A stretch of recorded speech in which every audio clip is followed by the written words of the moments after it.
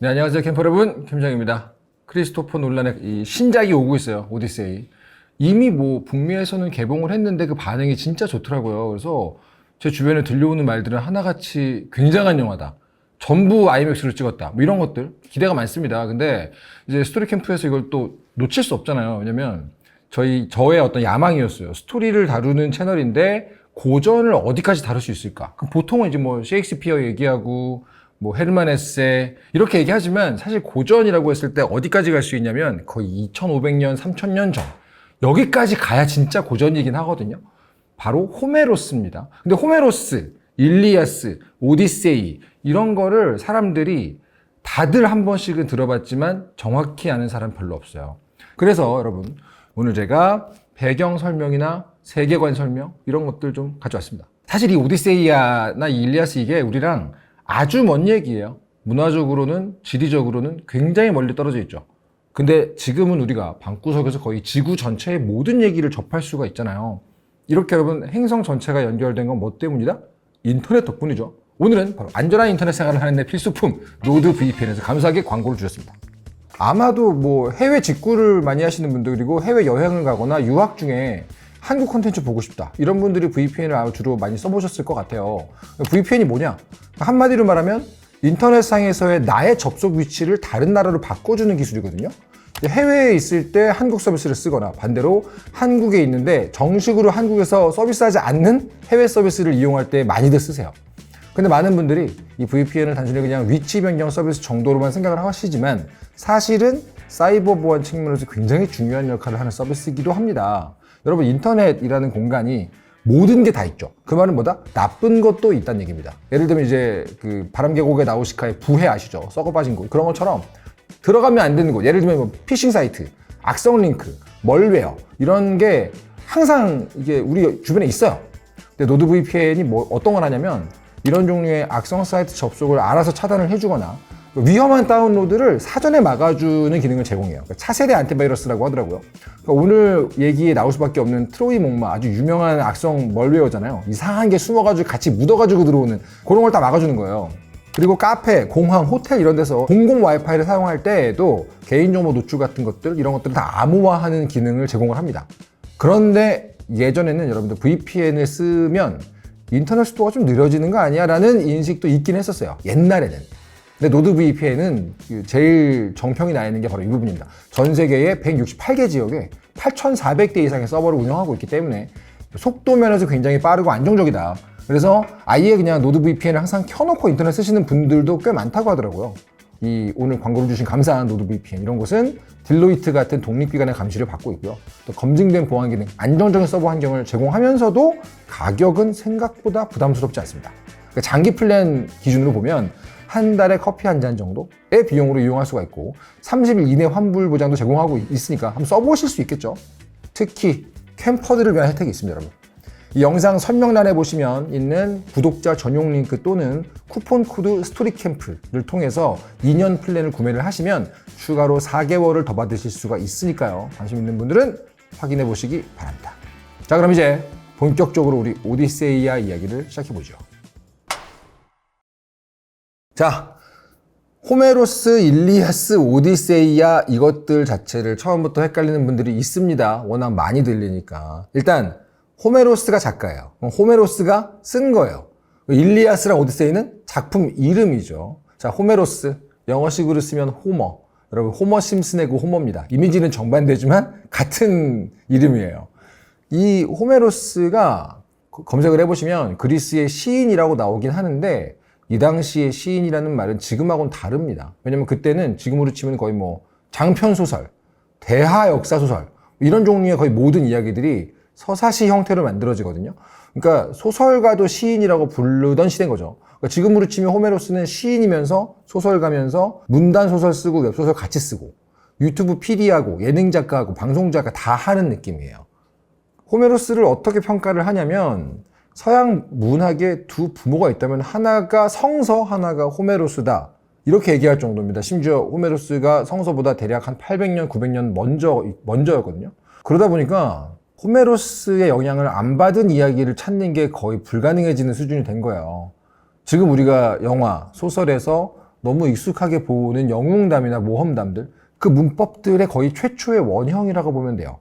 정체를 숨긴 주인공 혹은 출생의 비밀이 있는 주인공이 미지의 세계를 여행하면서 기묘한 존재를 만나거나 수많은 시련을 극복한 끝에 어떤 목적지에 도착하는 얘기 혹은 돌아오는 얘기. 대표적으로 우리가 떠올릴 수 있는 것들이 스타워즈, 반지의 제왕, 해리포터, 매트릭스, 이런 것들이 호메로스가 세워놓은 서사의 계보 위에 올라가 있다고도 볼 수 있는 거예요. 그런 호메로스가 집필했던 가장 대표적인 서사시 두 개가 바로 이제 일리아스랑 오디세이아입니다. 요거 말고도 몇 개 있는데 호메로스 게 맞냐 아니냐 확실치 않은 것들도 좀 있고요. 가장 대표적인 건 이 두 개가 맞아요. 이걸 어느 정도 이해하려면 여러분들 그리스 신화의 세계관에 대한 원어원이 필요합니다. 기본적으로 이 시기의 세계관은 신계랑 인간계가 동시에 공존하는 두 축입니다. 올림포스의 신들이 인간 세상을 계속 내려다보면서 이제 사건에 개입을 하는 거죠. 이게 웹소설에서 지금 많이들 보시는 성주화물의 뿌리라고도 할 수 있지 않나라는 느낌이 듭니다, 저는. 신마다 쭉 이제 올림포스에서 인간 세상을 쭉 구독하고 좋아요 보다가 마음에 드는 인간이 있어. 그럼 막 슈퍼챗을 쏴요. 확 도와줘. 싫어하는 인간이 있어? 그럼 방해를 해요. 악플을 써. 근데 이 신들이 약간 채신머리가 없죠. 지들끼리도 엄청 편먹고 싸우고, 그리스 신들이 친목질이 장난이 아닙니다. 그러니까 이 부분이 흥미로운 건데, 여러분, 그리스 신화의 신들은 우리가 흔히 생각하는 절대자, 완벽한 신하고 다르다는 거죠. 그럼 그리스 쪽 신화의 특징은 뭘까요? 인간 같다. 좋은 것도 나쁜 것도. 그러니까 굉장한 힘, 불멸의 생명 있지만 성격이 인간하고 엄청 비슷합니다. 화내고 질투하고 자존심 겁나 세고 편애도 심하고. 그러니까 내가 좋아하는 인간은 너무 노골적으로 버프를 주고 마음에 안 들면 너무 억가를 주고, 이런 되게 치졸 킹들이거든요. 이게 왜 중요하고 왜 어떻게 해석이 되냐면 여러분들, 그러니까 우리 인류가 여러분 옛날부터 쭉 살다 보니까 계속해서 이 세상이 우리에게 억가를 주는 거예요. 너무 열심히 땅을 개간해서 씨를 뿌렸는데 태풍이 와, 메뚜기 떼가 와, 뭐 그런 거 있었겠죠. 그러니까 문명의 초입부터 인류는 억가와 함께 삶을 살아온 거예요. 그래서 이제 노인들은 자, 그런 게 인생이야 이러면서 받아들이지만 한편으로는 어떻게 할 수가 없는 일들, 근데 의미도 모르겠어, 그런 고난을 계속 겪으면 어떻게 되는지 아십니까? 심리학적으로 무기력해집니다. 무력해져요. 그러니까 그냥 억가로 남으면 인간은 더 힘든 거예요. 괴롭습니다. 그래서 어떤 일이 이 내면에서 벌어지게 되냐면 그건 억가가 아니었어, 사실 다 이유가 있던 거야 라고 의미를 부여하고 싶고 해석을 붙여야 인간의 마음이 편하고요. 동시에 단념이 빨라져요. 받아들이게 되는 힘이 있어요. 그걸 어떻게 한 거다? 야, 사실은 신들이 그렇게 한 거야. 야, 어떤 신이 빡쳤나 보다. 그러니까 우리 제사를 지내면 어떨까? 이런 식으로 해결을 하려고 하다가 나온 게 신화, 특히 그리스 신화라고 이해하시면 돼요. 그러다 보니까 그리스 신화에서는 인간들끼리 싸우는 것처럼 보여도 사실 그 뒤에서는 신들의 감정 싸움, 신들의 치정 싸움 같은 게 함께 벌어지고 있었다라고 묘사하는 경우가 되게 많은 거예요. 인간은 자기 의지대로 행동한다고 생각하고 있지만 그 선택의 뒤에는 사실 운명이라는 게 있고 신들의 개입이라는 게 있고, 이런 것들이 겹치면서 사건이 예상하지 못한 방향으로 흘러간다, 이렇게 믿고 싶었던 거야. 그러니까 이런 모든 세계관이 하나의 이야기 안에서 함께 움직인다는 점이 일리아스와 오디세이아의 가장 중요한 세계관이라고 보시면 될 것 같아요. 그리고 일리아스랑 오디세이아는 눈맛에 피맛에 같은 느낌입니다. 하나의 시간선으로 이어지는 내용이에요. 우리가 베가본드에서는 여러분들 세키가라 전투 얘기했죠. 레데리2에서는 남북전쟁 얘기했죠. 한국의 사극에서는 임진왜란 되게 중요하잖아요. 그럼 고대 그리스에서 뭐가 유명할까요? 제일 크고 유명했던 사건이 바로 트로이 전쟁이었던 거예요. 그래서 일리아스는 이 트로이 전쟁을 배경으로 하고요. 전쟁이 나중에 끝날 거 아닙니까? 그 후에 오디세우스라는 영웅이 고향으로 돌아가는 과정을 다루는 게 오디세이아입니다. 즉 오디세이아를 제대로 이해하려면 먼저 그 이전에 어떤 전쟁이 일어났었나, 어떤 일이 일어났었나, 이걸 좀 이해하면 도움이 된다는 얘기예요. 자, 그러면 도대체 어떤 사건 때문에 그 많은 영웅들이 한 곳에 모여서 이렇게 지지고 볶고 있는가, 이런 걸 다 설명하려면 일단 오디세우스라는 인간에 대해서 우리가 좀 알아보면 좋습니다. 자, 오디세우스 101. 뭐 하는 놈이냐? 무려 왕이었습니다. 그리스 서쪽에 있는 작은 섬나라 이타카의 왕이었어요. 지도를 보시면 그리스 위치는 대충 아시죠, 여러분들? 그 장화처럼 생긴 이탈리아 반도의 바로 동쪽에 그리스가 있죠. 이 그리스 전체를 보시면은 섬이 굉장히 많은데 그 중에 서쪽에 있는 섬 하나가 이타카 혹은 이타키예요.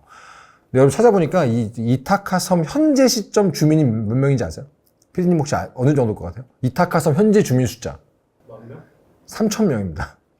지금 기준 3,000명이면 되게 작잖아요. 그러니까 이 당시 오디세우스 시절에는 얼마나 적었겠어요. 근데 여기에 왕이니까 어때요? 중소기업 사장인 거예요.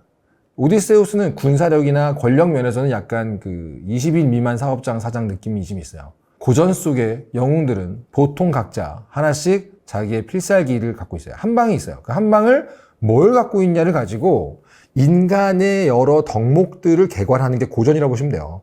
오디세우스가 왜 유명하냐? 오디세우스의 궁이 뭐냐? 이게 다른 영웅들에게는 없는 특별한 무기, 바로 지혜를 받고 있기 때문입니다. 요게 되게 재밌는 점이에요. 우리가 이제 그리스 신화 쪽 세계관의 영웅들을 떠올리면 보통은 전사캐가 있습니다. 오늘 이따 뒤에 나오는 아킬레우스 전사캐죠. 제일 유명한 원픽 SSR 슈퍼레어 누구예요? 헤라클레스. 완전 전사캐죠. 다 전사예요. 우리가 흔히 알고 있는 뭐 테세우스 다 전사잖아요. 근데 오디세우스는 지력캐입니다. 그러니까 지혜, 언변, 말빨, 제가 제일 좋아하는 거, 오디세우스가 제일 잘하는 거, 눈치가 엄청 빠르고 순발력이 좋습니다. 임기응변이라는 게 정말 천하일절이었다. 이걸로 문제를 거의 해결하는 그런 사람인데, 그래가지고 호메로스의 이 두 작품이 서구에서 특별한 취급받는 이유 중에 하나가 고대 그리스에서 중요하게 생각했던 것들 중에 제일 중요한 게 뭐였어요? 지혜와 논리력, 지성 같은 거잖아요. 근데 그걸 맡고 있으니까 서구 사회에서 두고두고 가산점을 줬던 거예요. 이 오디세우스라는 인물과 호메로스의 서사에. 자, 이런 오디세우스 왕입니다. 하지만 약소국 왕입니다. 사실 내가 보기에 왕도 아니고 지금 기준으로 한 사람이 약간 부족장 수준의 느낌 아닐까 싶은데, 작으니까. 그럼 이제 결혼을 어떻게 할까요? 이 정도로 작은 곳은 이제 결혼정보회사가 와서 브리핑을 해주지 않습니다. 직접 신부감을 구해야 돼요. 발로 뛰어야 돼, 지가. 그래서 결혼 정년기가 됐을 때 이 오디세우스가 막 수소문을 합니다. 신하들하고 얘기를 했겠죠. 나 누구랑 결혼하면 좋겠냐 이러면서. 근데 이 시기에 제일 유명한 여성이 누구였냐면, 누구든지 그리스 일대에서 내가 좀 잘난 남자야 그러면 누구나 일단 청혼 신청서를 넣는 대상이 있었어요. 그게 누구냐? 스파르타의 공주 헬레네였습니다. 그러니까 여러분들 이름은 다 익숙할 거예요. 헬레네, 왠지 이쁠 것 같다. 이름이 익숙하시죠? 이게 대단한 겁니다. 이게 문화의 힘인 거예요. 예를 들어 여러분이 여행하다가 만약에 어디 동유럽 체코에 들렀는데 어떤 청년한테 홍길동 그랬는데 그 아버지라 부르지 못하네. 그러니까 알아들으면 이거 끝내주는 거잖아요. 이게 진짜 문화 파워라는 건데, 지금 우리는 어때요? 지구 반대편에 헬레네란 이름만 들어도 고대 그리스 최강미녀 이렇게 나오잖아요. 아무튼 우리의 눈치왕 또뚜리 오디세우스 트렌드에 민감했죠. 청혼 신청서를 넣으러 스파르타에 출장을 갑니다. 왕이지만 이코노미 타고 갔겠죠. 약하니까.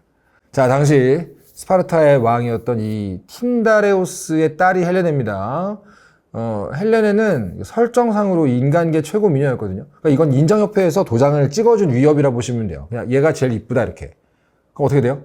주변에 이제 그녀랑 결혼하고 싶어서 그리스 전역에서 왕자, 영웅들 전부 스파르타로 모이는 거죠. 그 중에 한 명, 그 중에 1인 점으로 보이는 게 우리 똘똘이 오디세우스입니다.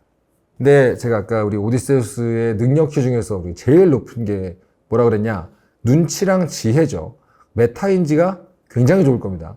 가만히 냉정하게 오디세우스가 상황을 본 거예요. 그게 어때요? 내가 안 되겠는데? 헬레네랑 결혼 나 안 될 것 같은데? 전략상 안 되겠는데? 그러니까 지금 헬레네 앞에 천하제일 신랑대회가 열렸어요. 그러니까 대기실 라커룸에 이제 신랑들이 다 있을 거 아닙니까? 딱 봐도 라커룸에서 쟤 영토 미쳤는데? 쟤 군대 봐라. 이거 보잖아요. 어디서 오셨어요? 서울 명함 주고받을 거 아니에요. 근데 오디세우스가 저는 이타카에 갔습니다. 어디요? 야, 거기가 어디래? 이런 느낌이란 말이야, 이타카는. 그래가지고 오디세우스가 전략을 바꿉니다. 헬레네 안 되겠다 하고 싹 보는데, 우리 지금 헬레네 아버지 스파르타 왕 이름이 뭐죠? 틴다레우스라 했죠. 그 틴다레우스 왕의 동생이 이카리오스입니다. 이거 이름은 중요하잖아요. 그 이카리오스도 딸이 있었어요. 그 딸이 페넬로페라는 여자였습니다. 최고 미녀 헬레네의 사촌 동생이었던 거예요. 오디세우스가 이분에게 뿅 갑니다. 사실 꽝 대신 닭이냐 이렇게 할 수도 있지만 정황상, 그리고 뒤에 나오는 얘기의 내용을 보면 진짜 사랑에 빠진 것 같긴 해요. 이제 어떻게 됩니까? 오디세우스 똘똘하니까 목적이 정해졌죠. 페넬로페. 상황 파악됐죠. 메타인지상 내가 전력이 안 된다. 그럼 작전을 세웁니다. 오디세우스의 정체성은 작전 메이커니까. 싹 상황을 봐요. 헬레네의 아버지 스파르타의 왕 틴다레우스가 지금 얼굴이 안 좋아요. 골치가 아픈 게 보여. 왜죠? 지금 자기 딸 앞에 구혼자들 이력서를 쫙 보니까 너무 쟁쟁한 거예요. 전부 다 군대와 영토가 한 끝발 한 애들이야. 영웅이고. 그럼 어떡합니까? 이 중에서 남편감 한 명을 만약에 선택을 했으면 어떡해? 이들이 과연 이 결과에 승복을 하겠냐 이거죠. 나머지 구혼자들이 막 개같이 날뛰면 그대로 시빌워, 그대로 내전되는 거예요. 사실 정말 그냥 평범한 청년들이 다 구원하러 왔으면 그냥 메일을 보내면 되죠. 아, 이번에 우리 회사는 인연이 없던 것 같습니다. 면접비 보내주면 끝이에요. 여기서는 어때요? 자칫하면 그리스 전체가 전쟁의 어떤 불길에 들어갈 수 있는 상황이에요. 이제 어디선가 누군가가 고민에 빠지면 오디세우스가 딱 나오죠. 헬레나 아버지한테 가가지고. 속삭입니다. 고민 있으시죠? 제가 해결책을 드리겠습니다. 딱 하나, 페넬로페랑 저랑 결혼하게 도와주십시오. 그러면서 이제 오디세우스가 내놓은 해결책이 바로 훗날 틴다레우스의 맹세라고 불리게 되는 약속입니다. 자, 오디세우스가 제안한 이 틴다레우스의 맹세가 뭐냐면 참가자 선서로 시작합시다. 참가자 선서를 다 시키세요. 구혼자 전부에게 맹세를 시켜요. 뭐야? 누가 헬렌의 남편으로 뽑히든 그 결과를 인정하고 나중에 누군가가 그 결혼을 방해하거나 헬레네를 빼앗아가거나 납치하거나 하면 모든 우리 참가자 일동, 구혼자 전원이 힘을 합쳐서 헬레네의 남편을 돕겠다 이 맹세예요. 이렇게 하면 여러분들 선택받지 못한 구혼자들도 함부로 싸움을 일으킬 수가 없잖아요. 한 사람만 결과에 불복하면 그 불복한 사람이 나머지 구혼자 전원을 적으로 돌리게 되는 거예요. 그러니까 모두가 모두를 견제하게 만들어서 이 문제를 해결한 거죠. 오디세우스가 진짜 똘똘한 건 맞아요, 보니까. 틴다레우스는 딱 들어보니까 야, 이거 너무 묘안인데? 오디세우스의 제안을 받아들입니다. 그리고 헬렌의 구혼자 전원에게 이제 선서, 맹세에 딱 참여를 시켜요. 자, 드디어 이 천하제일 신랑대회 우승자가 나옵니다. 그 우승자가 메넬라우스예요. 메넬라우스라는 애가 이제 헬레네랑 결혼을 하고 오디세우스는 약속대로 페넬로페랑 결혼하고 했겠죠. 오디세우스가 자기 분수를 잘 알았기 때문에 이 페넬로페랑 결혼을 해가지고 같이 고향 이타카 섬으로 돌아옵니다. 애도 태어났어요. 오디세우스랑 페넬로페의 아들 텔레마코스죠. 여기에서 이야기가 보통 이제 끝나야 되거든요. 그러니까 이것만 해도 되게 소소하고 작은 소품 단편 되잖아요. 우리의 영웅 오디세우스 가서 결혼하고 돌아왔다. 아들 낳았다. 그리고 행복하게 살았다. 그럴 수 있는데 여기서 이제 재밌는 일이 벌어집니다. 신들이 개입을 하는 거죠. 성좌들이. 누군가가 스파르타에 찾아왔는데 그게 누구냐? 트로이라는 곳의 왕자 파리스라는 애가 스파르타에 찾아옵니다. 그리고 어찌저찌 해서 파리스는 헬레네를 데리고 트로이로 가버립니다. 두둥. 이게 어떻게 된 거야? 이게 이제 트로이 전쟁의 서막인데 어떤 일이 벌어진 것이냐? 요걸 이해하려면 잠시 우리는 이제 시점을 윗동네 올림포스로 옮겨야 됩니다. 그 트로이 전쟁을 인간의 시각으로만 요약을 하면 한 여자 때문에 벌어진 전쟁이라고도 알려져 있지만 이걸 이제 전체적인 사정으로 같이 보면은 이 전쟁은 세 여신의 자존심 싸움에서 시작됐다라고도 볼 수가 있습니다. 요 당시 올림포스에 결혼식이 하나가 진행 중이었어요. 근데 당시 이제 신들의 결혼식은 원래부터가 빅 이벤트긴 한데 그 중에서도 이제 도파민 2배 이벤트가 뭐냐? 신과 인간의 결혼식. 요게 이제 굉장히 꿀잼 이벤트거든요. 이 결혼식의 주인공은요. 여신 테티스입니다. 바다의 여신이었어요. 보통 여러분 바다의 신 그러면은 제일 유명한 게 누굽니까? 포세이돈이죠. 주신이니까. 근데 바다의 신은요. 엄밀히 말하면 아이돌 기획사 같은 거로 보시면 돼요. 팀이 진짜 많아요. 신들이 진짜 많습니다. 그 중에서 50인조 팀이 하나 있어요. 그게 뭐냐? 네레이데스라는 여신 집단이 있어요. 멤버가 50명이에요. 약간 일본의 그 AKB48 수준이죠. 다 바다의 여신이에요. 묶어서 그룹명이 네레이데스인 거죠. 그럼 테티스는 그 중에 누구냐? 센터예요. 비주얼 원탑. 그러니까 어때요? 올림포스에 엄청 많은 남자 신들이 테티스 앞에서 구애의 춤을 춥니다. 그러니까 아래에는 헬레네, 위에는 테티스 이런 식으로 된 거예요. 심지어 여러분 최신머리 없죠. 제우스, 포세이돈이 동시에 이제 구혼 댄스를 추기도 하는 유명한 여신이었어요. 그때 이제 프로메테우스라는 신, 여러분 그 유명한 프로메테우스 맞습니다. 인간을 최초로 창조했다는 그 신, 인간에게 불을 주었다는 그 프로메테우스가 아주 충격적인 예언을 합니다. 다들 그러고 막 구혼 댄스 추고 있으니까 가가지고 자, 테티스가 낳은 자식은 무조건 아빠보다 위대한 존재가 됩니다. 라고 예언을 해버린 거예요. 어떻게요? 남자 신들 싹 도망가죠. 왜냐면 다시 말하자면 여러분들 이 세계관에서의 신들은요 겁나 쪼잔하고 이기적이고 인간적이고 치졸 킹이에요. 질투의 화신이고 자기 체면을 굉장히 중시한단 말이에요. 그러니까 이제 나보다 잘난 아이가 태어나? 안 되지. 그리고 도망간 거예요. 게다가 내가 테티스랑 결혼 안 했어도 저기 좀 괜찮은 놈이 테티스랑 결혼을 해도 그 아들은 저 괜찮은 신보다 잘 나을 거 아니에요. 그럼 나보다 위대해질 수 있잖아요. 그럼 어떻게 해야 됩니까? 애매한 애랑 결혼시키자. 그러니까 테티스의 마음을 서술하시오. 테티스를 어중간한 애, 애매한 애랑 결혼시키자라는 모종의 어둠의 카르텔이 형성이 됩니다. 그래서 쭉 찾아요. 보면서 인간계에 영웅은 영웅인데 약간 애매한 영웅을 발견합니다. 그 영웅이 누구냐? 펠레우스라는 애였어요. 여러분, 인물이 너무 많이 나오죠. 이게 당시 이 신화와 관련된 이야기들의 재미기도 한데 뭐냐면은 여기저기 별개의 신화들이 있는데 그게 서로 다 이렇게 저렇게 연결되는 재미가 있어요. 이거를 여러분들이 파들어가기 시작하면 굉장히 재밌고 공부하듯이 들어가면 골치 아픈 세계입니다. 진짜 유명한 또 다른 작품, 그 신화 속 이야기 중에서 여러분들 아르고호 이야기 아시는 분 계시죠? 요거는 뭐냐면은 이야손이라는 애가 동료들이랑 같이 아르고호라는 배를 타고 가서 황금양털을 얻어오는 전혀 별개 얘기예요. 호메로스가 쓴 게 아닙니다. 여기에 아르고호를 이야손이랑 같이 탔던 친구 1인이 펠레우스예요. 딱 들어도 굉장히 애매하지 않아요? 주인공급이 아니에요. 이야손급이 아니에요. 그러니까 백호군단 정도 포지션. 잘 쳐줘도 양호열 정도. 하지만 포트폴리오는 좋아요. 왜? 일단 아르고호를 탔었어요. 그러니까 애들이 신들이 어때요? 야 얘다. 얘를 테티스랑 결혼시키자. 이런 거예요. 왜냐면 이제 둘 사이에서 애가 태어나가지고 예언이, 프로메테우스 예언이 이루어져도 펠레우스보다 위대한 사람. 이래봤자 그렇게 위협이 되진 않는 거니까. 당연히 테티스는 어떻습니까? 개빡칩니다. 결혼을 너무 하기 싫어합니다. 하지만 어떡해요? 제우스도 포세이돈도 다 팔걷고 나와가지고 결혼하라 그러는데 어떡해? 결국 결혼을 하죠. 나중에 이 펠레우스하고 테티스 사이에 태어난 아들이 바로 그 유명한 아킬레우스입니다. 아킬레우스 아시죠? 그리스 아서모건, 그리스 관우, 제일 잘 싸우는 애. 그리고 나중에 가서 결국 이 테티스는 빡쳐가지고 친정으로 가버려요. 바다로 가버려요. 그래서 펠레우스가 혼자 아킬레우스를 호라비로 키우는 그런 얘기가 뒤에 있지만 그거 중요하지 않고. 근데 이 인간하고 여신이 결혼하는 특별한 도파민 두 배 이벤트이기 때문에 올림포스 신들 대부분이 이 결혼식에 초대가 됐어요. 그런데 딱 한 명만 초대받지 못한 신이 있었습니다. 바로 에리스란 여신. 이유는 아주 단순했어요. 에리스가 불화의 여신이었기 때문입니다. 에리스라는 신이 어떤 사람이냐면은 딱 말 그대로 닉값하는 여신이에요. 어디 가나 불화를, 싸움을 만들고 갈등을 일으키는 그런 신이 있어요. 왜 여러분들 명절날 꼭 한 명씩 그런 멤버 있죠. 이렇게 친척들이 술을 먹으면 꼭 정치기 꺼내는 삼촌이 있어요. 뭐 있잖아요. 고모. 에리스가 딱 그런 멤버였어요. 우리 아빠 야구 좋아하면 가가지고 이번에 졌던데요? 이러고 가는 삼촌 있잖아요. 에리스가 얼마나 꼴보기 싫겠어요, 사람들이. 당연히 주최 측은 에리스를 명단에서 뺍니다. 결혼식 좋은 날이니까. 하지만 그 선택이 결과적으로는 이제 인류 입장에서는 가장 큰 똥볼이 됩니다.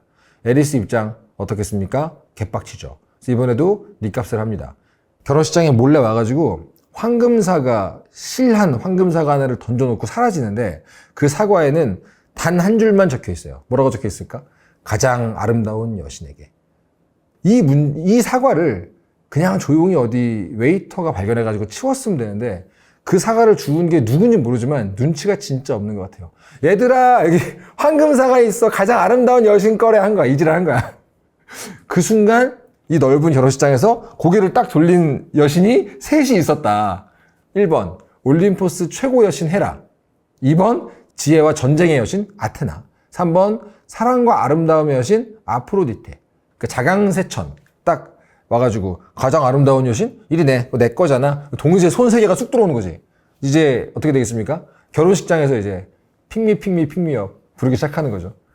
신들의 왕 제우스한테 판결을 부탁을 하는데 바로 거절해요. 왜? 야, 누구를 고르든 내 편 하나 더하기 적 둘을 만드는 일이잖아요. 특히 이 자강세천 여신들이 성깔이 장난이 아닙니다. 지금 나 그렇지 않아도 아내도 있잖아. 헤라가 아내 아닌가?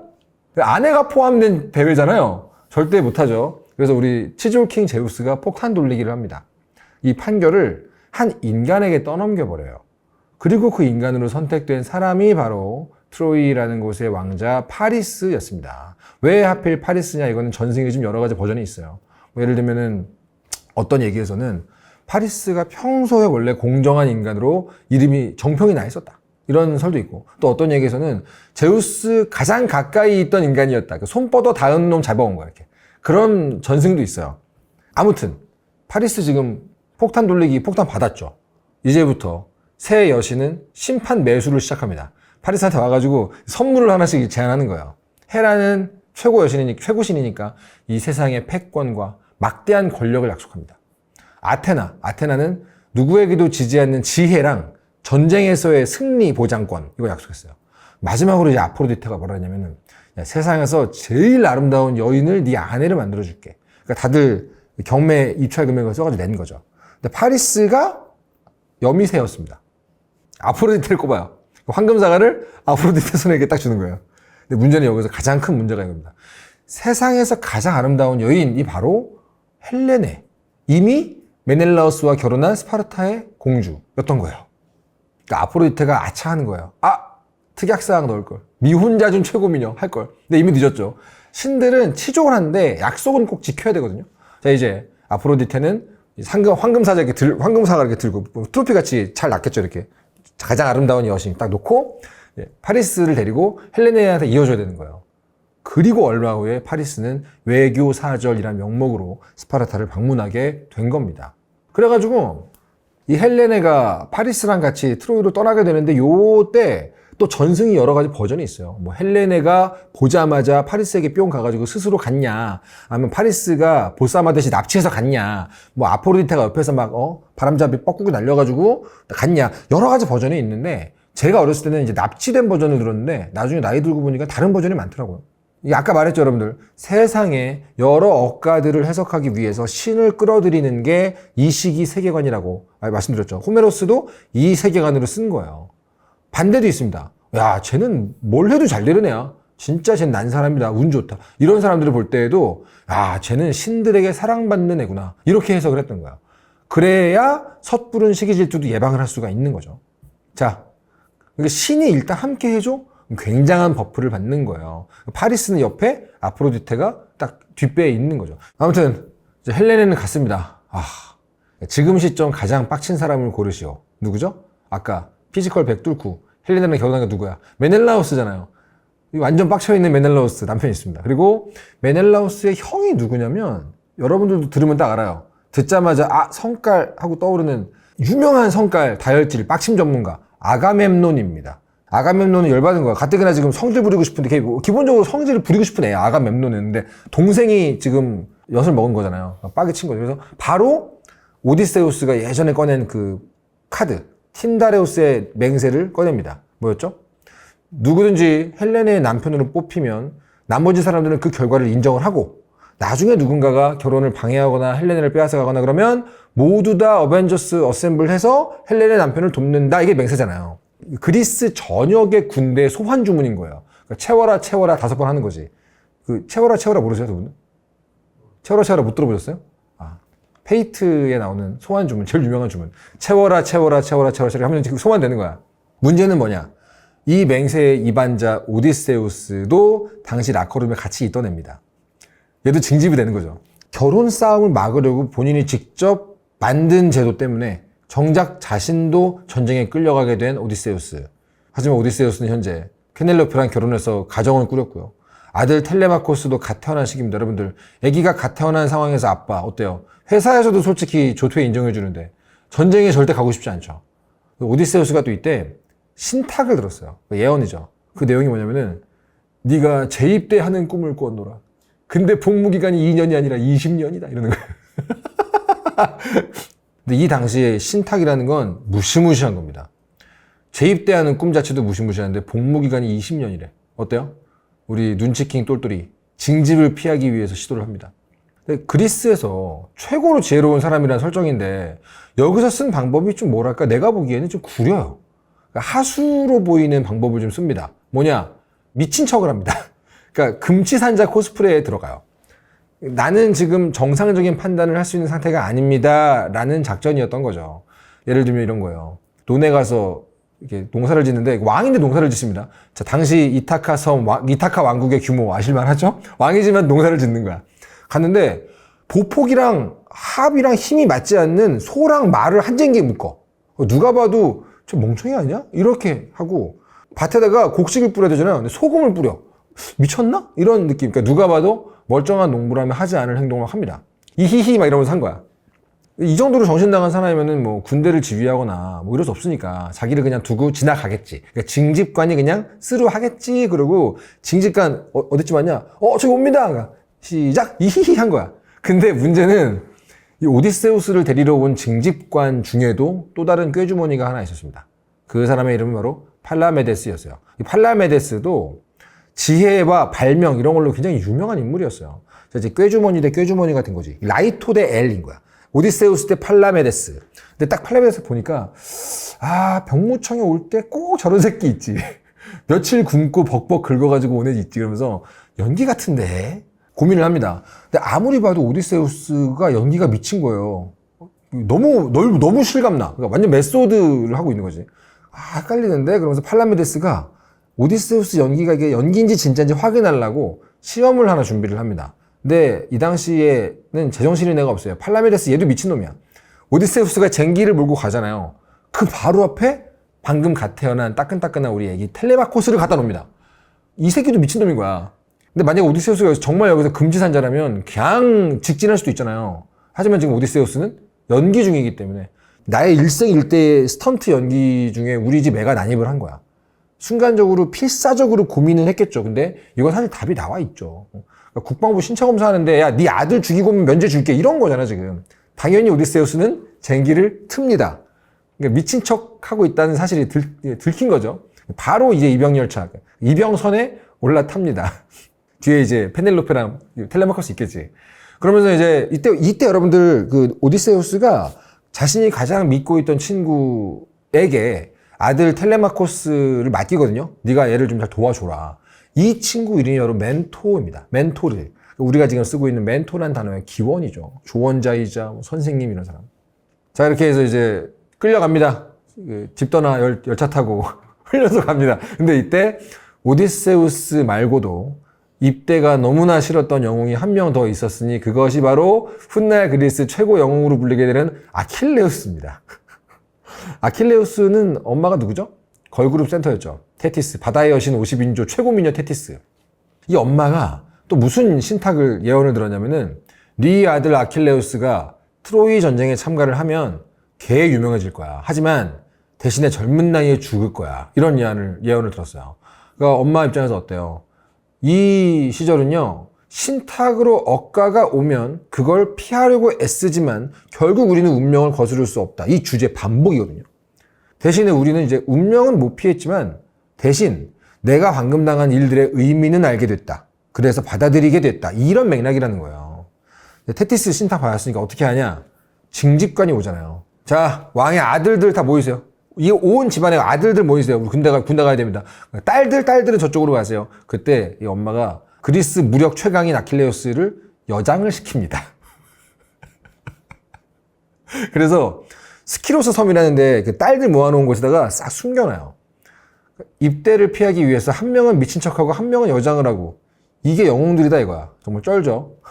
근데 당시에 이 헬렌의 탈환군, 그러니까 그리스 연합군은 또 무슨 예언을 들었냐면은 야, 니네 군대에서 아킬레우스가 킥이다. 아킬레우스 없으면 너네 트로이 못 제낀다.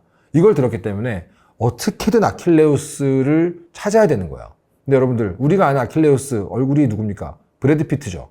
그것도 리즈 시절 브래드 피트거든요. 얼굴 천재가 여장하고 있으니까 못 찾는 거야. 그때 나선 사람이 바로 누구냐? 오디세우스. 나만 끌려갈 수 없다. 그래서 라이토 대 엘 2차전. 꽤 대 꾀입니다. 그래서 오디세우스가 딱 상인으로 변장해가지고 그 스키로스 섬을 가요. 왕의 딸들이 모여있는. 지금 오디세우스는요, 아킬레우스에 대해서 프로파일링을 끝냈습니다. 무력 천재야. 약간 현경, 화경의 고수야. 오케이. 무력이 그 정도로 세면 솔직히 호승심이라는 게 있지 않을까? 전사의 본능이라는 게 있을 거 아닌가? 그러면서 공주님들 물건 보십시오. 이렇게 보석, 목걸이, 옷, 화려한 옷들, 샤넬백 쫙 해놓고 그 사이에 창과 방패를 되게 생뚱맞게 쓱 놔요. 막 공주님들이 막 이렇게 구경하고 있는데 갑자기 그 준비하고 있는 병사들한테 시켜가지고 전쟁 나팔을 팍 불게 한 거예요. 그러니까 공주들이 막 그 보석, 명품 가방 보고 있는데 갑자기 장례방송으로 소환사여 거기 오신 것을 환영합니다. 한 거야. 순간 공주들은 막 놀라가지고 도망가는데 한 명만이 자기도 모르게 마우스 키보드 잡은 거야. 창과 방패를 딱 잡은 거예요. 그게 누구겠어요? 게임 시작하자마자 바로 그 키보드 마우스 잡은 거 아킬레우스죠. 호승심이 있으니까. 이렇게 해서 이제 어떻게 됐습니까? 이병선에 두 명이 같이 끌려가 오디세우스랑 아킬레우스랑 같이 이제 이병선에 승선을 합니다. 그리스 최고의 두 영웅들 모두 전쟁을 피하고 싶었다. 그러니까 그 징집 거부자였는데 심지어 양심적 병역 거부도 아니야. 비양심적인 병역 거부자였는데 결국 누구도 트로이 전쟁의 운명을 피하지는 못했다. 이 얘기인 거예요. 이게 신화에서 말하는 운명이라는 테마인 겁니다, 여러분들. 그 당시에는 누구도 이 트로이 전쟁이 이렇게 오래 이어질 거라고 예상하지 못했을 거예요, 여러분들. 이 트로이 전쟁은 무려 10년 동안 이어졌고요. 전쟁이 끝난 뒤에도 오디세우스는 또다시 10년간 바다를 떠돌게 됩니다. 그러니까 무슨 말이야? 오디세우스 왕이 이타카 섬으로 다시 오기까지 걸린 시간은 20년. 신탁이 맞죠. 제대까지 20년 남았습니다. 된 거예요. 그러니까 그 돌아오면 이제 갓난아기였던 아들 텔레마코스는 다 컸죠, 이제. 아빠랑 술 한잔도 못 해보고 이미 성인 되는 거야. 페넬로페는 어때요? 남편이 살았냐 죽었냐도 모른 채 20년을 기다리는 거예요. 그리고 이 모든 비극의 출발점에는 아이러니하게도 오디세우스 본인이 고안한 킨다레우스의 맹세가 있었던 거죠. 이게 자기의 지혜로 페넬로페랑 결혼할 수 있었지만 바로 그 지혜 때문에 페넬로페와 20년간 헤어지게 된 거. 이게 우리가 스토리에서 말하는 아이러니라는 개념입니다. 제가 브레이킹 배드 편에서 얘기를 했는데 브레이킹 배드 어때요? 가족에게 뭔가를 남기기 위해서 월터 화이트가 선택을 했는데 그 선택이 가족을 몰락시켰죠.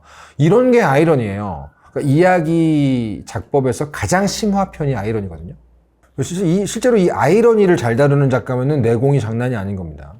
자, 이제 오디세우스가 왜 트로이 전쟁에 참여하게 됐는지까지는 알게 됐어요. 그렇게 그리스 전역에 있는 왕과 영웅들에게 소집령이 내려졌고 오디세우스, 아킬레우스뿐 아니라 수많은 영웅들이 이제 다 이 전쟁으로 온 거예요. 이것이 바로 그리스 신화의 가장 유명한 전쟁, 트로이 전쟁의 시작이었습니다. 자, 이제 트로이 전쟁 101. 지금 이제 그리스군 다 모였습니다. 탑, 정글, 미들, 바텀 나누고 챔피언도 지금 많죠. 오디세우스, 아킬레우스 챔피언들 엄청 쟁쟁해요. 그러니까 전쟁이 금방 끝날 것 같아요. 일단 그리스 연합군이 숫자가 훨씬 많았고요. 그 다음에 네임드 챔피언이 대부분 그리스군 쪽에 있었어요. 근데 막상 뚜껑을 까보니까 어때? 트로이가 생각보다 훨씬 강했습니다. 게다가 지금 우리는 어웨이인데 걔네 홈팀이잖아요. 제일 유명했던 게 뭐냐면 그리스 쪽이 간과했던 게 뭐냐면은 트로이가 성벽 맛집이에요. 성벽이 대박인 거야. 진짜 튼튼한 거죠. 그러니까 트로이 애들이 거북이 전술로 성 안에 들어가면 뭐 할 방법이 없는 거예요. 자, 이제 몇 달이면 끝날 줄 알았던 트로이 전쟁. 1년 지나고 2년 지나고 결국 무려 10년 동안 이어집니다. 여기서 재밌는 거. 여러분들 많은 사람들이 호메로스의 이 일리아스를 트로이 전쟁 전체를 다룬 작품이라고 생각하시는 분들이 있지만 아닙니다. 일리아스는요. 10년 동안의 트로이 전쟁 중에서 전쟁이 시작되고 10년째 무려 마지막 50일 정도를 다룬 거예요. 쉽게 말하면은 트로이 전쟁이라는 드라마는 100부작 장편이에요. 근데 일리아스는 마지막 시즌의 소제목인 거예요. 트로이 전쟁사 마지막 시즌 일리아스 이게 되는 거예요. 근데 이제 마지막 시즌이 제일 유명한 거지. 마지막 시즌만 극장판처럼 만든 게 약간 그런 느낌, 일리아스 같은 거예요. 그만큼 당시의 사람들한테는 트로이 전쟁의 시작과 끝이 너무 유명한 얘기였던 거예요. 그러니까 처음부터 설명하지 않아도 모두가 알고 있다는 전제 하에 시작되는 얘기가 일리아스인 거죠. 이때 일리아스는 이렇게 시작이 됩니다. 지금 여러분 그리스군 총사령관이 누구죠? 아가멤논이죠. 처제가 납치된 거잖아요. 아가멤논 본인도 성깔이 아주 더러운 애죠. 그리고 그리스군의 지금 에이스 누구예요? 윤대엄 누구예요? 아킬레우스입니다. 이 둘이 지금 사이가 안 좋아요.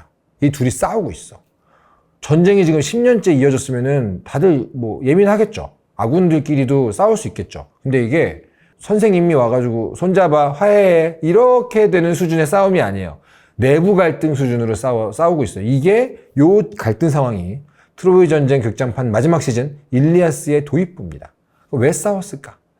아가멤논과 그러니까 총사령관과 에이스의 싸움은 전리품 때문이었어요. 당시에 자잘한 전투들에서 승리를 하면은 그 적국의 재산이나 포로를 전리품으로 나누는 게 관례였어요. 특히 야만의 시대였기 때문에 귀족 여성 포로는 단순한 노예가 아니라 그 공을 세운 영웅의 어떤 명예나 공훈을 상징하는 전리품 취급을 당한 거예요. 되게 웃기죠. 그리스가 뭐 서구 지성의 상징 이렇게 얘기하지만 우리 기준으로는 여전히 야만의 시대예요. 사람을 물건 취급하고 여성을 전리품으로 나누고 이런 기록이 되게 많아요. 아무튼 아킬레우스 어때요? 나갔다 하면 뚜까 패니까 당연히 이제 전리품이랍시고 브리세이스라는 여성을 받았어요. 총사령관 아가멤논도 크리세이스라는 여성을 전리품처럼 받았어요. 데리고 있었어.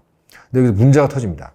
총사령관 아가멤논이 데리고 있는 그 크리세이스라는 여성의 아버지가 누구냐면은 아폴론 신을 섬기는 사제였던 거예요. 성직자였던 거예요.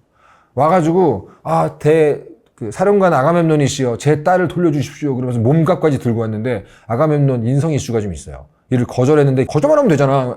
안 됩니다. 그러는데 심지어 모욕까지 줬어. 막 그 사제가 어땠을까요? 개빡친 사제. 어떻게 하죠? 자기 뒷배가 있잖아요. 아폴론입니다. 바로 기도를 날린 거예요.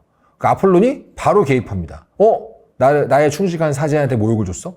그러면서 이 아가멤논 쪽에, 그러니까 그리스군 쪽에 아폴론이 역병을 냈다 던지는 거야. 병사들이 막 픽픽 쓰러집니다. 막 설사하고 막.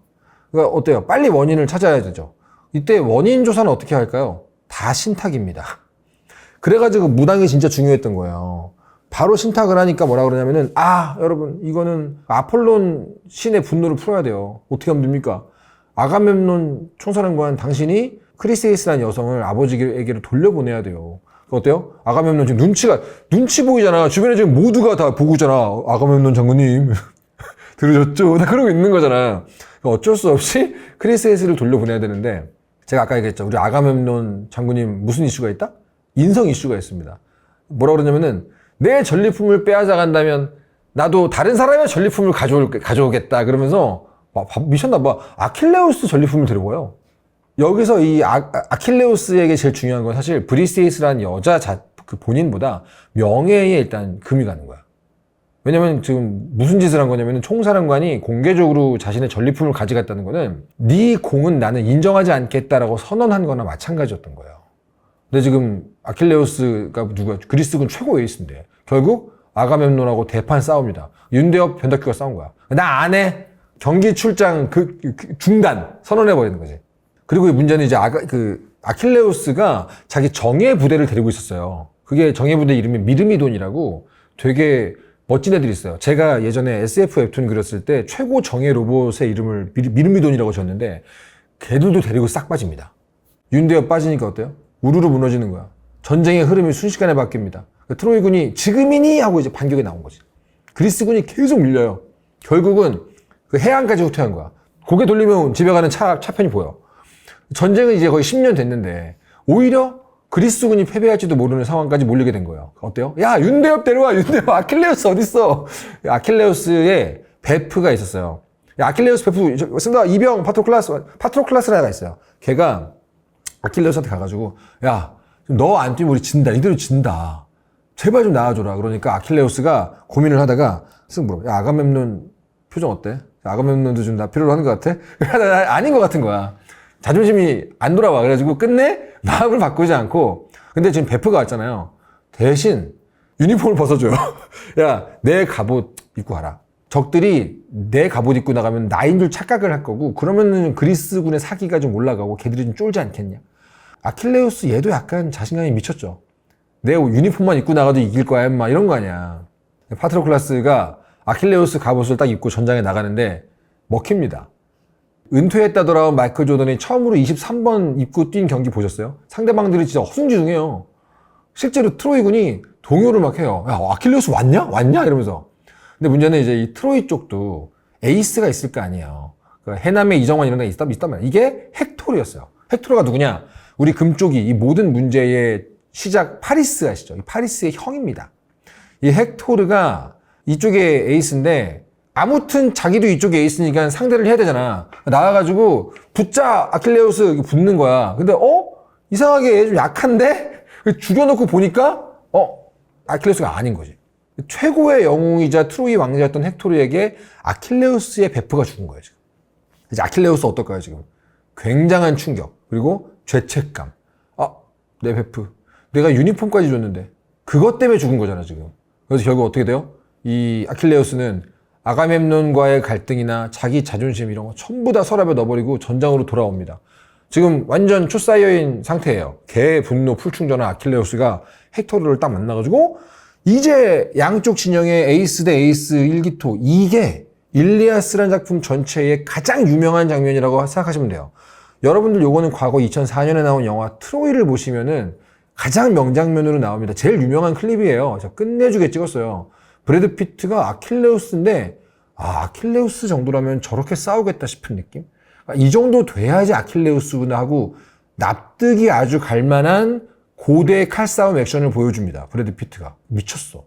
근데 사실은 이때 나온 상대방 헥토르가 진짜 멋진 인물이거든요. 지금 자기 동생 금쪽이 파리스가 저지른 짓 때문에 지금 모든 사달이 난 거잖아. 그걸 다 책임지고 심지어 반인만신 아킬레우스가 나왔는데도 대표로 싸우러 나오고 용기도 있고 굉장히 멋있는 인물이에요.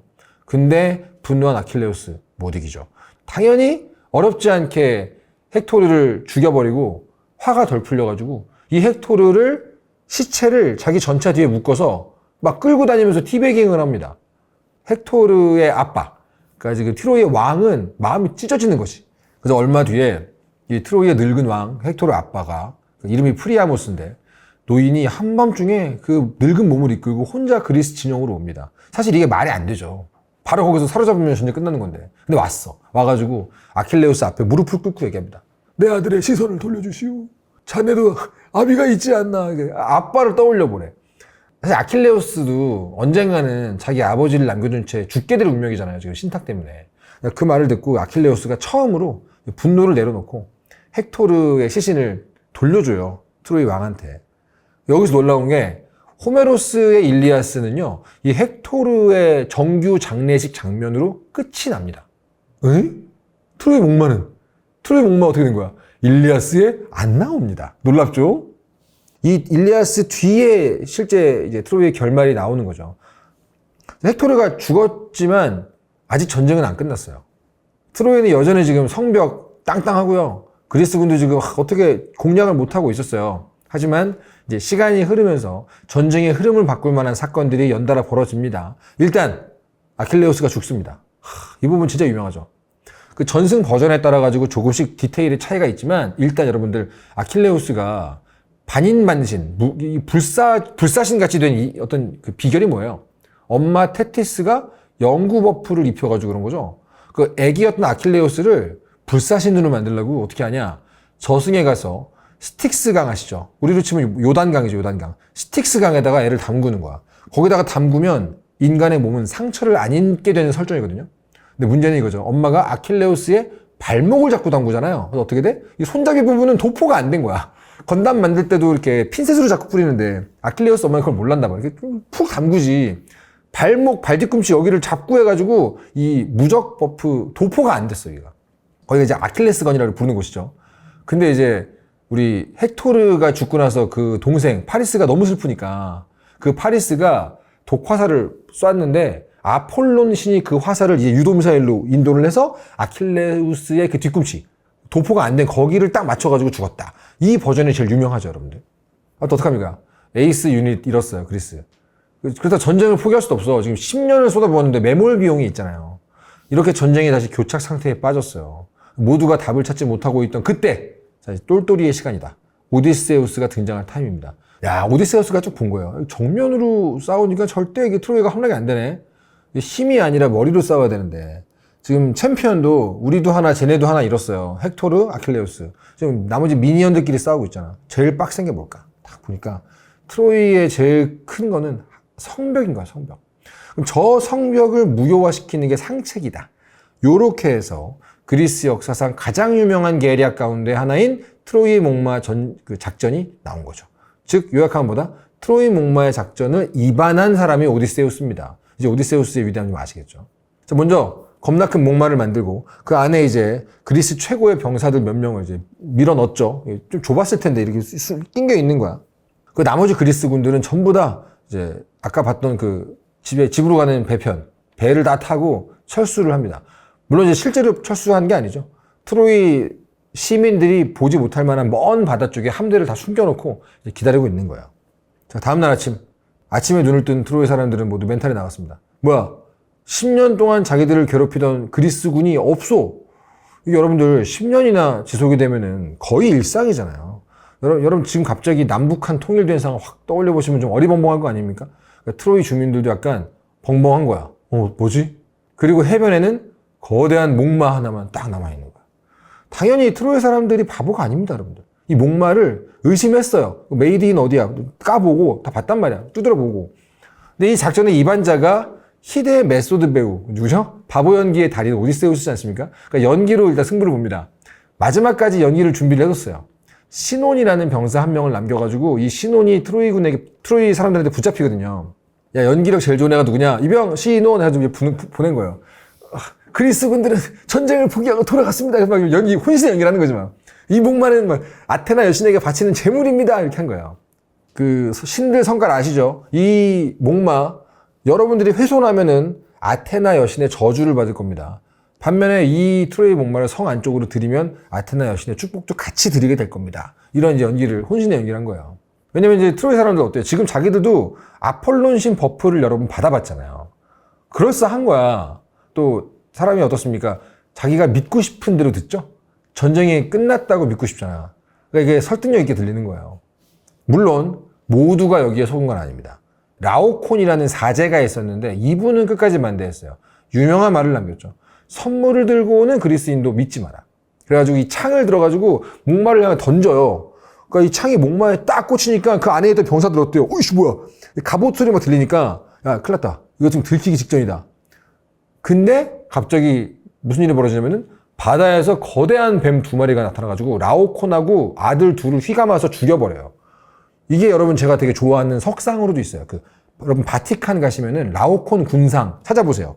굉장히 드라마틱한 석상입니다. 이렇게 보니까 사제인데 몸짱입니다. 라오콘 몸이 되게 좋아요. 그 좋은 몸으로 이렇게 휘감겨가지고 죽는 상이 있거든요. 근데 이 신 누가 보냈을까?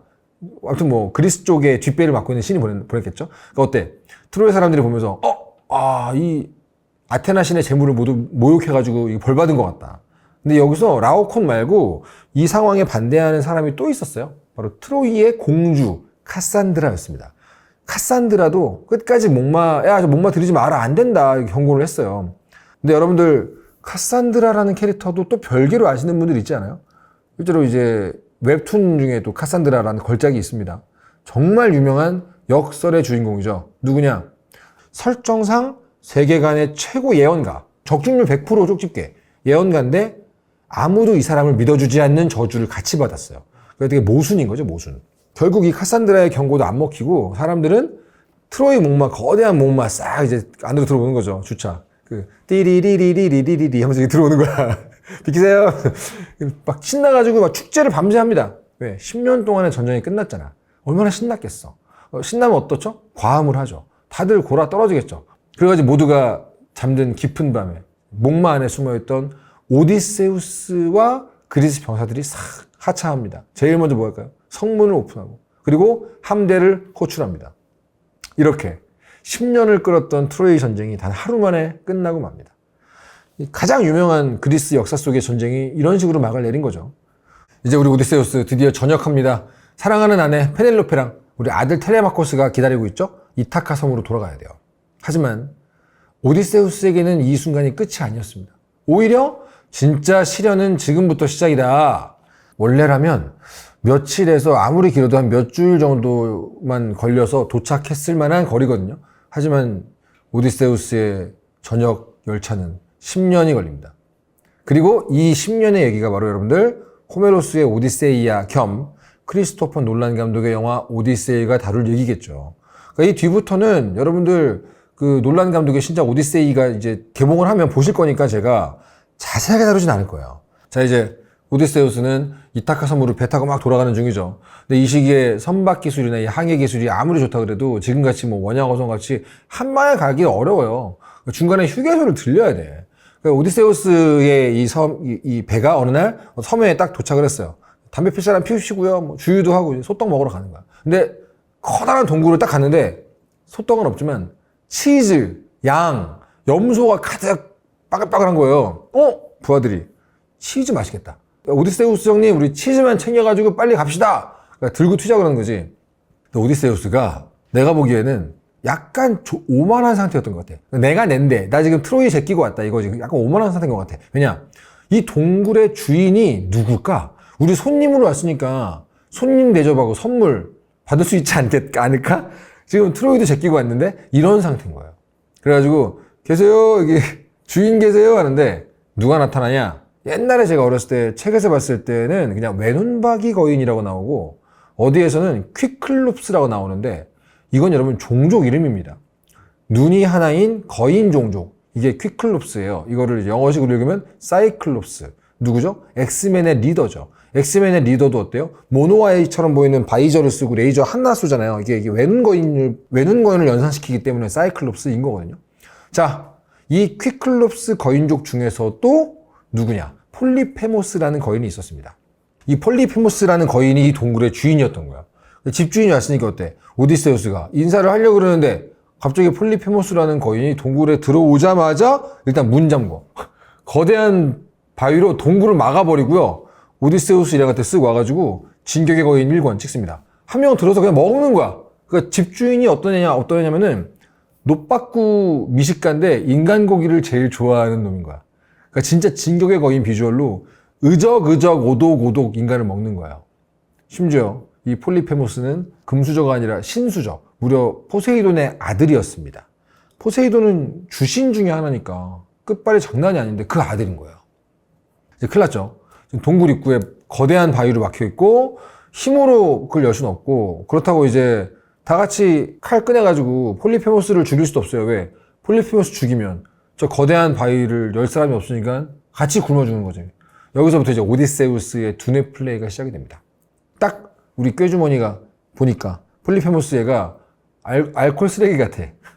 쟤 술 못 먹는 것 같은데? 야, 쟤 취하게 해가지고 조지자. 그래서 어떻게 하냐면은 도수가 센 포도주 막 권합니다. 폴리페모스 선생님 그 인육 이거 되게 인간고기 목 맥히지 않습니까? 한 잔에 짝 해가지고 준 거예요. 폴리페모스가 알코올 쓰레기니까 좀 먹어봤는데 금방 대취한 거, 금방 만취한 거예요. 기분이 좋아져가지고 야 이 새끼 너 야 이름 뭐냐? 바로 이름 물어봅니다. 여기서 오디세우스가 유명한 장면이죠. 나중에 뒷작업을 위해서 빌드업을 하죠. 자기를 내 이름은 노바디입니다 라고 소개를 하거든요. 우리나라 말에서는 쉽지 않아요. 그래서 옛날 제가 봤던 버전에서는 아무개라고 소개를 하는데 그러면은 말 맛이 안 살죠. 그리스어 원문에서는 우티스라고 표현했어요. 우티스가 뭐냐? 아무도 없음이라는 뜻이고요. 영어로 번역하면 nobody입니다. 자기 이름을 미스터 노바디라고 소개를 한 거예요. 이렇게 밑작업을 해놓고 어때요? 지금 우리 알지 폴리페모스 술에 취했죠? 잠들 거 아니에요? 지금이니? 그러면서 오디세우스 일행이 미리 불에다 담궈둔 거대한 나무 말뚝으로 그 외눈을 찔러버립니다. 나 옛날에도 그게 참 잔인했던 것 같아. 마침 눈이 하나니까 나무도 한 그루만 있으면 돼. 그래가지고 어때요? 폴리페모스 지금 개 아플 거 아니야. 으아! 이러면서 문 열어 일단 문 열고 나가가지고 다른 퀵클롭스들 그 친구들한테 그 도움을 요청합니다. 다른 거인들이 와가지고 뭐야? 야 얘들아 퀵클롭스들 당했대. 와가지고 누가 그랬어? 그러니 여기서 이제 폴리페모스가 얘기하는 거죠. Nobody is killing me. 아무도 나를 죽이려고 하지 않는다는 뜻이잖아요. 아파. 야 누가 그랬으니까 아무도 안 그랬어. 이거 아니야. 가지고 다들 신이 얘한테 병을 내렸나 보다. 그래서 이렇게 하면서 결국 모두 돌아가 버렸습니다. 오디세우스가 자기 이름을 이제 우티스라고 소개한 이유가 여기 있던 거죠. 요것도 참 이제 지금 생각하면은 뭐 별거 아닌 트릭이지만 이 3000년 전에 이런 트릭을 굉장하죠. 하지만 이제 지금 아직 도망가지 못했어요. 동굴에서 아직 못 나왔어. 폴리페모스가 지금 아파가지고 막 엉엉 울면서 입구에 서가지고 지금 그 클럽 기도같이 한 명 한 명 체크하고 있단 말이야. 민증처럼. 니네 나오기만 해라 그러면서 안에 양이나 염소들 나오는데 한 마리 한 마리 이 머리를 쓰다듬으면서 이 새끼 양인가 인간인가 보는 거예요. 이번에도 이제 오디세우스가 또 머리를 씁니다. 양의 배 밑쪽에 사람들을 다 이렇게 매달리라고 묶는 거예요. 폴리페모스는 이제 양의 등을 만져보기 때문에 안 들킬 수 있는 거지. 그 이제 체력장에 그 매달리기 시험장이 된 거죠. 떨어지면 죽는 거야. 다행히 전원이 양 밑에 잘 매달려가지고 오디세우스와 모든 부하들이 잘 탈출을 합니다. 여기까지만 보면은 굉장히 완벽한 작전이죠. 마지막 순간 오디세우스가 한 가지 실수를 저지릅니다. 티베깅을 또 해요. 배를 타고 충분히 와서 이제 충분히 멀다라고 생각하니까 도저히 참지 못했어. 외친 거야. 잘 들어라. 너를 속인 사람은 노바디가 아니라 이타카의 왕 오디세우스다. 자기 집 주소까지 다 불러. 돌아가지고. 끝까지 자기 이름을 숨겼거나 아니면 뭐 내 이름은 뭐 아킬레우스다 거짓말을 했으면 되는데 뭐예요? 자기 지략을 너무 자랑하고 싶었던 거야. 자존심을 참지를 못한 거야. 그러니까 여기서 나오죠. 지혜는 중요한 덕목이야. 하지만 겸손도 그만큼 중요한 덕목인데 오디세우스 너는 오만했어. 자, 이제 이것이 그 시대의 단골 교훈이죠. 그러니까 폴리페모스가 개빡쳐가지고 으아 마지막 한 방으로 거대한 바위를 던지는데 지금 눈이 작살났잖아요. 그러니까 에임이 안 되지. 바위가 저 멀리 이상 떨어지는 거지. 폴리페모스가 너무 열받아가지고 바로 아빠를 부릅니다. 이 기도를 하는 거지. 아버지 포세이돈이시여 오디세우스라고 했습니다. 이타카 산다고 했습니다. 그 자식이 절대로 고향에 무사히 돌아가지 못하게 해주십시오. 돌아가더라도 모든 것을 잃은 뒤에 오랜 세월이 지난 뒤에나 도착하게 해주십시오. 민원을 넣은 거죠. 근데 이 민원이 포세이돈에게 제대로 들어갑니다. 이게 문제가 된 거예요. 이렇게 해서 오디세이아가 장편이 된 거예요. 원래 단편으로 갈 수 있었는데 장편이 된 거예요. 이 순간부터 오디세우스의 귀향길은 단순한 그냥 항해가 아니라 바다의 신 포세이돈이 직접 방해하는 저주받은 이 여정이 되는 거예요. 아, 마지막에 티베깅만 안 했어도 이제 오디세이아는 안 나왔겠지, 그러면. 그래서 이거는 교훈이 그겁니다. 이긴 사람 티베깅 하지 마라.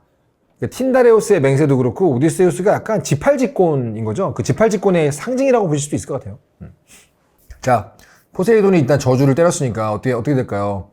계속 스테이지 중간 보스가 나오는 구조가 된 거예요. 뭐 예를 들어서 중간에 거인족을 또 만나거든요. 라이스트리곤이라고 그 사람 잡아먹는 거인족인데 이 거인족한테 함대를 거의 다 잃고요. 그다음에 이제 마녀 키르케도 유명하죠. 사람을 돼지로 만드는 마녀 키르케 또 진짜 유명한 게 그거죠. 여기서부터는 다들 귀를 막고 항해를 해야 됩니다. 왜요? 그랬더니 너무너무 아름다운 노래로 선원들을 유혹하는 이 세이렌들의 구역이기 때문에 그래요. 이렇게 하니까 이 에피소드 되게 유명하죠. 근데 오디세우스가 어때요? 똑똑하잖아요. 똑똑한 사람들의 특징은 호기심이 너무 큽니다. 그래가지고 그 세이렌들 노래를 너무 들어보고 싶은 거야. 야, 나가수급이라는데 한번 들어봐야지. 그래서 니네는 귀 다 막어. 그리고 나는 돛대에 묶어줘. 그래가지고 돛대에서 막 제발 풀어줘. 나 저들에게 가고 싶어. 막 괴로워하지만 다들 안 들리죠. 뭐라고요? 뭐라고요? 그런 에피소드가 있습니다. 예전에 제가 신인 작가 때 요 내용 패러디해가지고 일상툰을 그린 적이 있어요. 오타쿠 굿즈로 가득한 팝업에 가면서 친구한테 지갑을 맡기고 들어가는 에피소드가 있어요. 내가 막 제발 이 줄 풀어주세요 막 그러는데 절대 안 풀어주고 그런 패러디가 기억이 나네요. 그리고 또 그 사람 잡아먹는 괴물 6개의 머리가 달린 괴물 스킬라 얘기도 있고 카리브디스 소용돌이 사이에 이제 그 트릭샷으로 운전하는 얘기도 있고 되게 많이 있습니다. 마지막에 되게 가장 대단한 끝이 뭐냐면은 태양신 헬리오스를 빡치게 해요. 헬리오스의 신성한 소를 건드린 대가로 제우스가 빡칩니다. 그래가지고 결국은 오디세우스 외의 모든 동료가 다 조져요. 다 죽어. 혼자만 살아남게 되거든요. 그러니까 진짜 이게 그 폴리피모스 거인의 민원대로 돼버린 거예요. 결국 오디세우스 혼자 남아가지고 옵니다. 이 오디세이아라는 게 이런 기상천외한 모험과 에피소드를 가득한 거야. 근데 보세요. 3000년 전이야. 넷플릭스? 없어요. 도파민이 없어. 그때 이런 작품을 썼으니 얼마나 많은 사람들이 좋아했겠어요. 너무 재밌잖아. 지금 봐도 재밌는데. 사실 이 오디세이아 속의 에피소드 하나하나만 떼가지고 봐도 영화 한 편 분량 나올 정도로 되게 흥미진진하거든요. 이거를 묶어놔가지고 오디세이아 한 작품이니까 완전 해자인 거지. 요것들을 제가 자세히 다루진 않고 이 정도로만 다루겠습니다. 왜냐면은 여러분들 앞으로 개봉할 크리스토퍼 놀란의 오디세이에서 가장 화려하게 구현될 가능성이 높은 장면들이니까 미리 다 알고 보시는 것보다는 영화를 통해서 직접 보시는 게 낫겠죠. 요거 하나만 기억하면 됩니다. 결국 오디세우스는 그 긴 여정 끝에 모든 동료를 다 잃었고요. 혼자 바다를 떠돌게 됐다는 거죠. 이제 이쯤 되면은 슬슬 집에 갈 때 되지 않았습니까? 다 죽고 혼자 남았는데. 근데 여기서도 깔끔하게 이야기를 끝내주지 않습니다. 오디세우스를 집에 돌려보내주지 않아요. 결국 혼자 남아가지고 바다를 떠돌다가 오디세우스가 오기기아라는 외딴 섬에 표류를 하게 됐는데 여기서 누구를 만나냐면은 칼립소를 만나요. 칼립소가 누구냐? 바다의 요정 님프였습니다. 이 칼립소가 처음에 오디세우스를 발견해가지고 거의 지금 얘가 골골대고 죽어가는 애니까 막 구해줘가지고 정성스럽게 보살펴줍니다. 오디세우스가 되게 잘생겼나봐요. 시간이 흐르니까 칼립소가 오디세우스를 사랑하게 돼버린 거야. 결국 오디세우스를 자기 섬에서 떠나보내지 않기로 마음을 먹었습니다. 그러니까 미저리 오리지널 판인 거예요. 얀데레 서사의 시작. 날 이렇게 만든 건 너잖아. 안 보내주는 거지. 오디세우스가 이 오기기아 섬 칼립소네 집에 무려 7년 동안 잡혀 있습니다. 밤만 되면 바다에 나가서 이타카 섬은 저쪽일까? 아, 보고 싶다, 내 아들. 막 이러면서 들리게, 일부러. 칼립소 들리게 말하고. 여기서 이 칼립소가 오디세우스한테 우리 같이 살자. 그러면서 되게 혹한 제안을 많이 해요. 인간이라면 누구나 혹할 만한 제안을 해요. 예를 들면, 늙지도 않고 죽지도 않는 신들의 불사의 삶을 내가 주겠다. 뭐 이러면 솔직히 오디세우스 입장에서는 거절할 이유가 없어 보이지만 그 아름다운 여신과 함께 영원히 살 수 있는데 굳이 위험한 저 바다를 건너서 다시 인간계로 돌아갈 필요가 있을까? 하지만 오디세우스의 선택은 달랐죠. 근데 여러분들 제가 여러 번 얘기했죠. 신들마다 다 자기 최애캐가 있습니다. 가드오브의 크레토스도 사실은 처음에 그 전쟁의 신 아레스가 크레토스 좋아해가지고 맨날 직직 찍으러 와가지고 사달을 난 거 아닙니까? 그럼 이 지혜로운 오디세우스는 어떤 신이 제일 좋아했을 것 같아요? 당연히 지혜의 신이죠. 아테나가 되게 좋아했어요. 그러니까 이제 각 신들마다 그 신이 상징하는 덕목과 악덕이 있어요. 그 신들은 그거를 자기의 삶으로 보여주는 인간을 발견하면 되게 아끼고 좋아한다는 설정인 거예요. 결국 아테나가 제우스한테 또 민원을 넣어요. 저기 만기 저녁 지났는데 집에 못 가는 애가 하나 있다. 얘 좀 제발 좀 집에 보내주자. 제우스가 이제 헤르메스를 보내죠. 헤르메스 아시죠? 전령사 제일 빨라가지고 맨날 메시지 날리러 가는 헤르메스를 보내서 칼립소한테 얘기를 해요. 야, 이제 걔 집에 그만 보내줘라. 칼립소가 아쉬워. 너무 아쉬운 거야. 끝까지 아쉬운데 제우스의 명이잖아요. 그거 거스를 순 없거든. 쟤 일 너무 잘하는데 싶은 그 병장을 보는 행복한의 심정이야. 야, 여기서 말뚝박지 않을래? 뭐 그러고 있는데 안 된 거예요. 그래가지고 직접 이 칼립소인데 칼립소가 멋집니다. 결국은 미저리 같이 했지만 직접 그 뗏목을 만들 수 있게 도와주고 식량이랑 물까지 챙겨주고 내가 보기엔 넷플릭스 넉넉하게 다운도 받아주고 한 것 같아. 오디세우스 잘가. 이제 칼립소의 아름다운 사랑이 끝나고 오디세우스는 드디어 20년에 걸친 그 귀향길의 마지막 항해를 시작하게 된 거죠. 하지만 이 시점 그의 고향 이타카에서는 어떤 일이 벌어지고 있을까, 여러분들? 20년 동안 왕이 부재 중이에요. 처음 몇 년 정도는 이제 오디세우스 왕 돌아오겠지. 근데 시간이 흐르고 또 흐르는데 안 돌아와. 전쟁이 끝났다고 소식이 들리는데 안 돌아와. 그럼 어떻게 됩니까? 걔 어디서 죽은 거 아니야? 야, 오디세우스 죽었겠지. 이런 느낌? 그럼 이제 이타카의 유력 귀족들은 어떤 생각을 할까요? 하나 둘 빈집털이를 하고 싶어 합니다. 뭐야? 이 이타카 섬 왕국을 먹자, 우리가. 그러려면 어떻게 해요? 페넬로페랑 결혼을 해야죠. 그러니까 당시에는 왕이 죽고 후계자가 아직 덜 컸다. 아직 제대로 성장을 안 했다면은 왕비랑 결혼을 해서 그 왕위를 차지하는 게 가장 확실하면서도 널리 알려진 방법이었어요. 근데 이제 아직 텔레마코스가 진화가 충분히 덜 됐어. 아직 애야, 애. 귀족들이 전부 다 기회 아닌가? 라고 생각을 한 거예요. 근데 이 새끼들이 단순히 그냥 청혼만 하고 돌아가는 게 아니고 옛날에 헬레네 때 어때요? 선수들이 나름대로 스포츠맨십 선서하고 라커룸에서 명함 나누고 진지했다고. 근데 이 이타카를 먹으러 온 애들은 개판이었던 거야. 궁전에 눌러 앉아가지고 맨날 술 마시고 잔치 벌이고 막 오디세우스의 재산인 가축 잡아먹고 막 이러면서 왕실의 재산을 막 마음대로 쓰는 거죠. 심지어 지들끼리 내가 다음 왕이 될 거야 그러면서 막 경쟁도 하고 막 그래요. 막 카드 치면서 나야 이 자식아 이러면서 막 사실상 거의 왕궁을 점령한 거나 다름없는 상황이었어요. 옛날 그 스파르타에서 벌어졌던 비슷한 풍경이 된 거죠. 그렇다고 이 페넬로페가 그들 가운데 한 사람을 선택할 수가 없죠. 왜? 지금 오디세우스 자기 남편이 정말 죽었는지도 확실하지 않았고 그러니까 이제 계속 기다리고 있는 거예요. 근데 계속 결혼을 거부하기도 어렵죠. 왜? 지금 점점 더 많은 귀족들이 와가지고 압박을 하잖아. 결혼해. 자, 이거 하고 있는데 어떻게 해? 이 왕궁이 긴장감이 감도는 거죠. 이제 페넬로페가 자기 남편의 꾀주머니처럼 자기도 이제 지혜를 발휘를 합니다. 구혼자들한테 이렇게 말한 거야. 오케이! 알았다. 하지만 그 전에 우리 시아버지 라에르테스를 위한 수의를 먼저 내가 완성을 하고 나서 결혼 상대를 고르겠다. 왜냐하면 당시에는 장례식을 준비하기 위해서 미리 수의를 짜는 게 흔한 일이었거든요. 그게 이제 그리고 효도 같은 거니까. 다들 이상하게 생각 안 했어요. 효녀시다 효녀 이러면서. 조금만 기다리면 되겠지? 근데 이제 이게 페넬로페의 계략이었습니다. 페넬로페가 뭘 하냐면은 나는 딴 건 몰라도 뜨개질에는 영혼을 바칩니다. 뜨다가 이거 지금 내 맘에 안 들어. 다시 또 막자. 디자인이 구려. 다시. 그 뭐야? 낮에는 만들고 밤에는 풀어. 다시 만들고 또 풀어. 반복하는 거예요. 그 3년인가를 구원자들을 속입니다. 3년 동안 뜨개질하는 거야. 이 구원자들도 멍청하죠. 딱 봐도 뭔가 이상하잖아. 그러다가 결국은 하녀 한 명이 이 구원자 중에 한 명하고 눈이 맞아요. 이 비밀을 알려줘. 사실 저거 구랍니다. 밤에 그냥 푸는 거예요, 푸는 거. 어떻게 돼요? 계략에 다 들켜버렸어. 다음날 구원자들은 더 이상 기다려주지 않았고요. 페넬로페를 거세게 밀어붙이기 시작했어요. 사실 이제 아들 텔레마코스도 이쯤 되면 거의 청년으로 다 컸는데 아직은 이제 그 아저씨들을 몰아낼 정도의 힘은 없던 거지. 눈앞에서 지금 아버지 재산 저 아저씨들이 다 쓰고 우리 어머니 모욕당하고 있고 막 열받는데 손을 쓸 게 없는 거예요. 힘이 없으니까. 그리고 바로 그때 드디어 오디세우스가 20년에 걸친 여정을 마치고 자기의 섬 이타카 섬 항구에 딱 들어옵니다.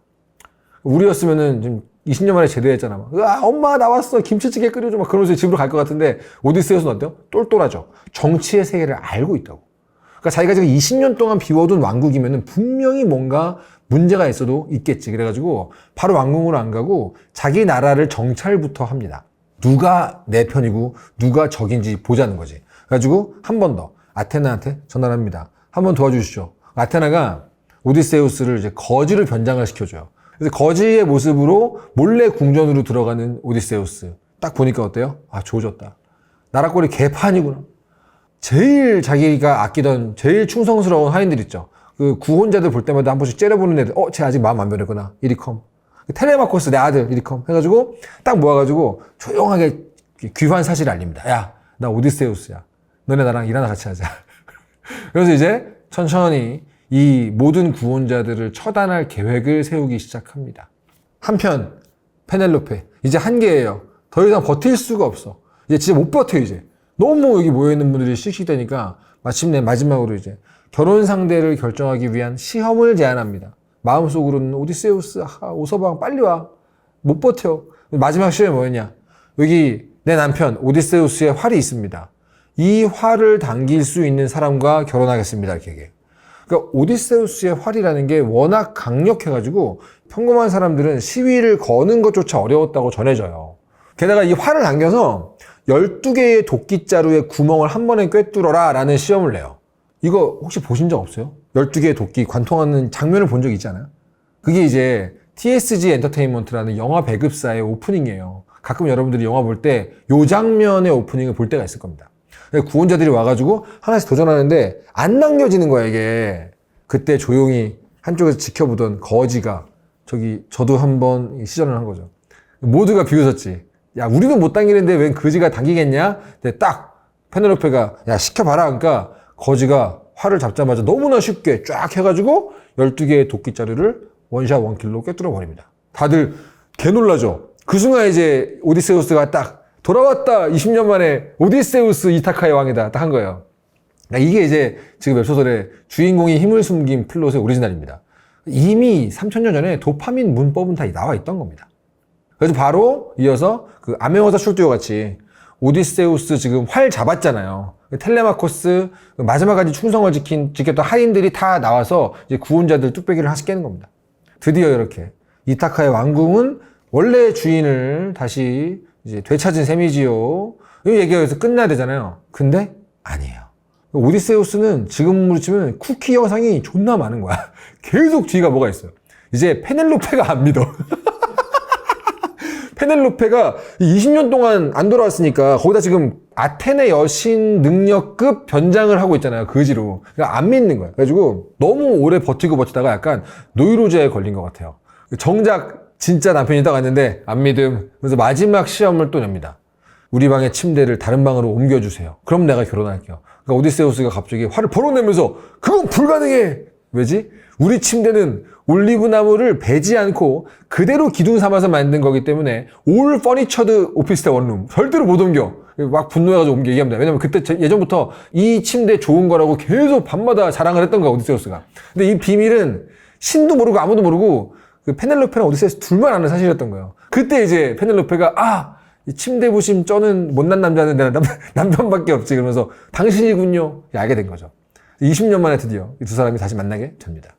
이렇게 오디세이아라는 고전은요, 긴 전쟁, 긴 귀환 끝에 드디어 집으로 돌아온 한 남자의 이야기로 막을 내리게 되는데, 그럼 왜 우리 시대의 감독 크리스토퍼 놀란은 정말 많은 소재가 있잖아요. 그리고 그리스 신화의 영웅들도 아주 많고, 근데 그 중에서 왜 하필 오디세우스를 골라서 영화를 찍었을까요? 물론 이게 뭐 아직 영화가 개봉하기 전이니까 추측이겠지만 스토리 캠프잖아요. 캠장은 이야기적인 해석을 해야죠.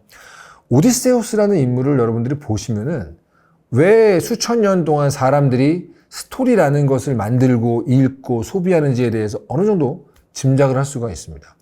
그러니까 이야기의 힘이라는 게 어디서 나오냐?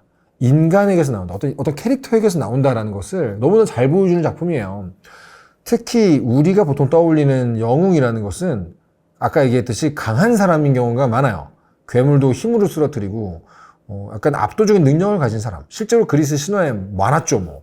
근데 오디세우스는 제가 앞서 말했듯이 뭐를 대표하냐면 지혜를 대표했습니다. 인간이 강하기만 했다면 지금 같은 문명을 만들 수 있었을까요? 맹수보다 약하잖아요, 그래봤자. 근데 인간이 머리를 쓸 수 있는 존재이기 때문에 인간은 인간이 된 건데, 그렇다면 결국 인간의 가장 큰 미덕을 상징하는 게 오디세우스란 말이에요. 그렇다고 해서 또 완벽한 영웅, 완벽한 인물도 아니죠. 왜? 보면은 정말 찌질하잖아요. 마지막에 티베깅 해놓고 나 오디세우스다, 우리 주소 어디다, 뭐 몇 번지다 다 해가지고 결국 포세이돈 분노 사고, 정말 지팔직권 다 하고, 그리고 허영심이 있었고 실수도 많이 하고 이런 인간이거든요. 완벽한 영웅과는 거리가 멀지. 그렇기 때문에 사람들은 오디세우스를 오히려 더 기억하는 거예요, 영웅으로. 제가 예전에 다른 영상에서 우리가 어떤 인물에게 매력을 느끼는 순간을 설명을 많이 했을 거예요. 그 중에 하나가 어떤 모순된 두 가지를 붙일 때라고 얘기를 했죠. 오디세우스는 영웅적인 지혜가 있지만 계속해서 실수를 하고 오만해서 뭘 잘못하고, 근데 그거를 수정하면서 끝까지 갑니다. 심지어 우리 칼립소는 어때요? 오디세우스한테 너무 거부하기 어려운 제안도 했잖아. 근데 오디세우스는 가족이 있는 집으로 돌아가는 삶을 선택한 거야. 이게 여러분 오디세우스가 특별해지는 점입니다. 잘 보세요. 요 시기의 서사시를 보시면은 결국 신이 되었다 엔딩이 꽤 많아요. 헤라클레스도 그랬고요. 아킬레우스 아빠 기억나십니까? 펠레우스? 그 아빠도 결국은 테티스 여신 아내 덕분에 결국은 신이 되거든요. 그러니까 인간이 신이 된다 엔딩이 되게 많아요. 이게 이 당시에 유행 트렌드였어. 우리를 치면 회빙왕 같은 거지. 근데 오디세우스는 이 시기 작품인데도 신이 되었음 엔딩이 아니라 끝까지 인간으로 남기를 원했던 영웅이었어요. 그래서 이게 오디세이아라는 그 고전을 그냥 단순하게 읽으면은 야 3000년 전 넷플릭스 도파민 폭죽이다, 이렇게 뭐 개신기한 에피소드 연속극이다 이럴 수도 있지만, 좀 깊게 들어가면 이게 인간이고 이게 우리의 삶이다라는 걸 보여주는 스토리이기도 한 겁니다. 근데 잘 생각해 보시면 여러분들, 크리스토퍼 놀란 감독의 영화에도 이런 인물들이 항상 등장을 했었어요. 그러니까 세상을 구하는 영웅보다는 결함이 있거나 실수를 하거나 지가 선택을 해놓고 그것 때문에 고통스러워하는 사람들 되게 많이 나옵니다. 하지만 그 와중에 자기의 신념은 계속 붙들고 있는 사람들이 많이 나와요. 자, 인터스텔라의 쿠퍼 어때요? 사실 인류를 구하는 영웅 캐릭터긴 한데 본인이 선택한 것 때문에 딸하고 이별하고 나중에 스테이하고 막 오디세우스랑 비슷하게 다시 늙어가지고 지구로 귀환하잖아요. 오펜하이머 어떻습니까? 세상을 바꾼 천재지만 자기가 남겼던 그 선택에 의해서 평생의 어떤 죄책감과 싸우는 인간이 나오죠. 그러니까 논란은 뭐예요? 인간 뭘까? 우리 인간은 무슨 존재일까가 늘 관심이 있는데 그걸 보여주는 데 있어서 오디세우스가 눈에 들어왔던 것 같아요. 가장 강한 영웅이 아니라 가장 인간다운 영웅을 찍고 싶었기 때문이 아닐까. 물론 뭐 저는 아직 개봉을 안 했으니까 이 영화가 얼마나 그 원작 3000년 된 원작을 충실하게 따라갈지는 모릅니다. 하지만 분명한 것은 3000년 전에 이 호메로스, 우리 호머 아저씨가 만들어낸 요 귀향 여정 이야기가 지금도 세계 최고의 감독에게 소재로 선택될 만큼 강력한 힘과 에너지를 가지고 있는 이야기다라는 사실이고요. 이 오디세이아라는 이 일리아스라는 이 인간 이야기의 중심에는 가장 강한 영웅이 아니라 가장 인간적인 영웅 오디세우스가 자리 잡고 있다. 이게 이제 스토리 캠프에서 바라보는 호메로스 이야기입니다. 다시 한번 여러분들 크리스토퍼 놀란 감독의 영화에 앞서서 미리 공부하면서 보시고요. 저는 이제 2004년 트로이도 다시 봤고 옛날 영화 다시 봤는데 재밌습니다. 우리 다 같이 한번 기대하면서 얼마나 또 굉장한 영화가 올 것인가 한번 기다려 보도록 하시죠. 오늘의 영상은 여기까지입니다.